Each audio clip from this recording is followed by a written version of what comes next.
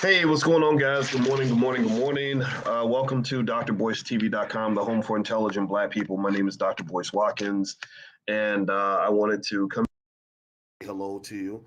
I hope you guys are doing well. Let me know if you can hear me okay. Let me know if you can hear me and see me okay. Give me a yes in the chat if you can hear me.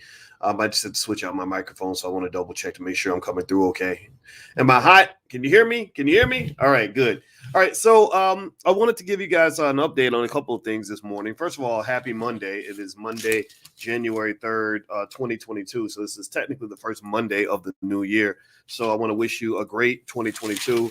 I want to encourage you to be very intentional about setting your goals. I want to remind you that 92% of the people that set New Year's resolutions never accomplish them, but you're not part of the 92%. You're part of the 8%. That's who you are, and that's what I want you to be. So I want you to be that every day. So give me a yes in the chat if you're committed to that, and give me a B1 to let me know that you want to be great this year.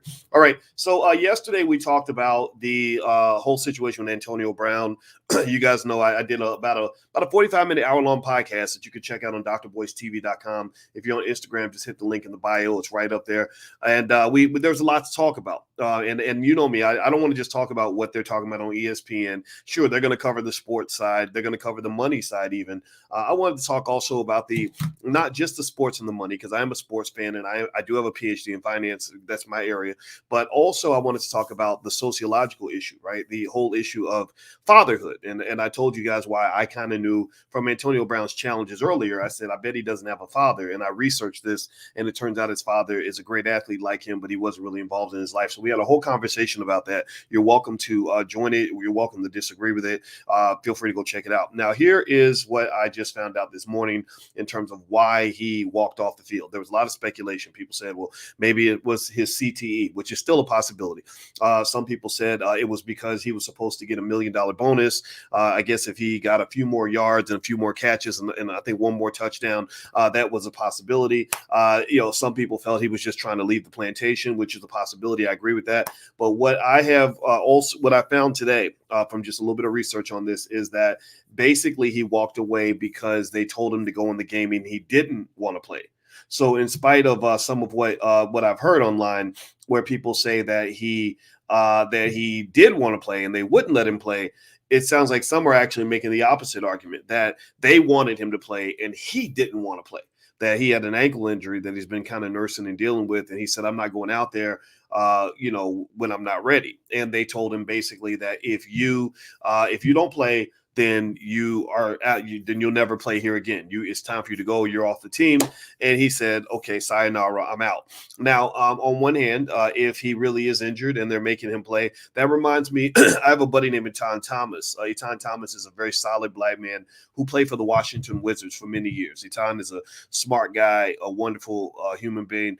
And this brother, one thing that he did that Etan mentioned once in an article in the Washington Post, I believe, was back when RG3, I don't know if you remember RG3, Robert Griffin III, who was an extraordinary athlete for the Washington football team. They were the Washington Redskins at the time.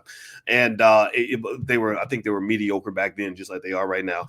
And he was kicking butt, taking names. He was out there, breaking ankles, just killing it. He was amazing, but then he got hurt. And RG3, in the middle of all the hype and everybody saying, go, go, go, he still kept playing even though he was hurt. And one thing Etan said that made me think was, he said, don't get out there consistently risking your body, because that's your financial asset, and they will ruin your body in order to get you on that field, because they don't care about your career. And if you look at the NFL doesn't stand for National Football League. The NFL does not stand for National Football League. It stands for not for long. And the reason it stands for not for long is because careers in the NFL, I think, last less than 2.5 years. So a lot of you may even know people in this category. I know a lot of guys who went to the NFL, played 2 or 3 years, taking steroids and playing through injuries and all that. Now these guys get to about 35 or 40 and they have the bodies of like 65-year-old men. You might have an addiction to painkillers because you've been taking painkillers to get you through the pain, to numb it up so you can get out there and play. They have the injuries where you shouldn't have been out on the field, but you were afraid of losing your spot, right? So this, to some extent, does fit into the whole butt breaking conversation because if you go back 2, 3, 400 years, you guys know every Wednesday night we're reading Dr. Claude Anderson's book, Black Labor, White Wealth. You're welcome to join the book club and life class totally for free. Just go to boycewatkins.com. The link is right there. You can join us on Wednesday night because one thing Dr. Anderson educates the community on is that this has been going on since slavery. For 400 years, they've been taking the biggest, buckest Negroes and having them go up against the strongest Negroes on the next plantation and letting them play it out. Now the game is football. Before the game was something else, or maybe they just have them get out in the field and beat each other to death because to some extent, some people have always seen the black man as kind of an animal. Right. And I think Colin Kaepernick did a good job of highlighting that in his documentary, which, by the way, was very good. My wife and I watched it. So it looks to me like Antonio Brown decided to take a stand. Whether he's injured or not, I don't know. I'm going to take his word for it. But then again, it looks like he's not going to be playing for the Bucs anymore. And it's a multi-million-dollar decision, right? And I think that what the best advice I would probably give and give you guys something to think about is that, it's not a matter of me telling you what the right or wrong choices are, right? You get to make that decision. That's what freedom is all about. It's really about understanding how your wealth position, your economic situation determines whether or not you can do what you want to do. Right. It determines whether or not you really have the options necessary to tell your boss, to kiss your butt, to give them the middle finger and walk away. A lot of us can't do that. A lot of us can't walk away from our jobs because from childhood, they train you to live paycheck to paycheck. They train you to be an employee in the capitalist system, which unfortunately can become a type of slavery. And this isn't just true for poor people. You don't have to be poor to be an economic slave. I know plenty of millionaires who are economic slaves. Maybe they make $2 million a year. They spend $2.2 million a year. So every year they go deeper and deeper in debt. And so they got to keep working in order to pay those expensive bills, to pay for that 10th Bentley that you got in the driveway, to pay for that third house you just bought, or to pay for those 8 baby mamas you have, or to pay for all the cousins that you got on payroll when they ain't even doing no job, right? So a lot of this is not, so economic slavery, remember this, you don't have to be poor to be an economic slave, and you don't have to be rich to be financially free. Let's be clear, you don't have to be poor to be an economic slave. You don't have to be rich to be financially free. It's really a matter of being economically prepared, living below your means.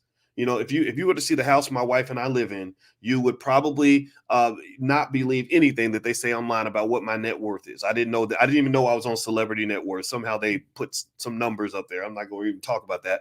But literally, the reason that you do that is because you want to be ready for war.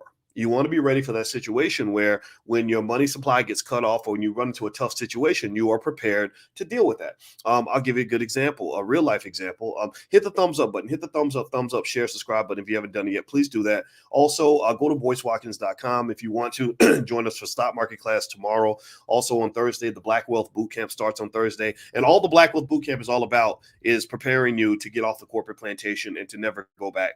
So it's good for those of you that want to quit your job, good for those of you that just quit your job, good for those of you that never want to ever have to get a job again. That's what the whole Black Wealth Bootcamp is all about. So go to boycewatkins.com. Feel free to take a look. We start on Thursday. But here's the deal. So let me give you a real life example. I have a friend, somebody I'm very close to, who was just in a car accident, was just hit by a drunk driver. This is one of the reasons why I am incredibly passionate and to the point of being pissed off about the incessant promotion of drugs and alcohol in music. I have friends that have been killed by drunk drivers. Just on New Year's, she was hit in a car by a guy that was high and drunk, and he drove to the wrong side of the road and slammed into their car. And now she's facing possible paralysis, multiple surgeries, a cracked spine, all these other things. And so anyway, one of the things that I thought about when this happened, and this is like just one of many tragedies that I've seen with people that are close to me, is were you prepared? What was your insurance situation like? Were you saving your money? And one of the things I can tell you is that, two things that are going to definitely happen in your life. Two things are going to happen. One, you're going to probably have a crisis at some point in your life if you haven't had several already. Right. Number two, you're going to go to war with white supremacy. At some point, you're going to go to war where you are in a situation that you don't want to be in, and you want to have the ability to walk away. It might be a toxic job where they're treating you poorly on the job. It might be a toxic relationship where somebody's disrespecting you, but you can't leave because they make more money than you. Whatever it is, And the reason financial security matters is not just so you can get rich. I don't talk about wealth because I just think, I think everybody should have two Bentleys in the driveway. I mean, you can get all that if you want to, but that doesn't inspire me. I'm not impressed by material stuff. I've seen all that. The reason you want to think about economic security is because that shit keeps you safe. That protects you. That protects your integrity. It protects your mental health. It protects your physical health. It protects your family. So ultimately, when I look at Antonio Brown, let's circle back around to Brown so it doesn't seem like I'm going everywhere. When I look at Antonio Brown, I ask myself, okay, you quit your job. Good for you. I hope that was the right decision for you. I don't blame you. The NFL, it's a tough gig. It's a tough gig out here. Are you financially prepared to do that? And I don't know. I don't know what Antonio Brown's scenario is. I don't know if he has alternative streams of income. I don't know if he's been saving and investing his money. Maybe he has. I have no idea. I can say that, that the way he was living his life, it seemed he was kind of living on the edge in terms of the types of women he would be around and situations he put himself into. But then again, though, I don't know the man's life. So that's really what it comes down to in my mind is, were you ready? They told you to go out there and play. He didn't want to play. According to these reports, these are the new reports that just came out this morning. They told him to go out on the field. He didn't want to play because he had an ankle injury.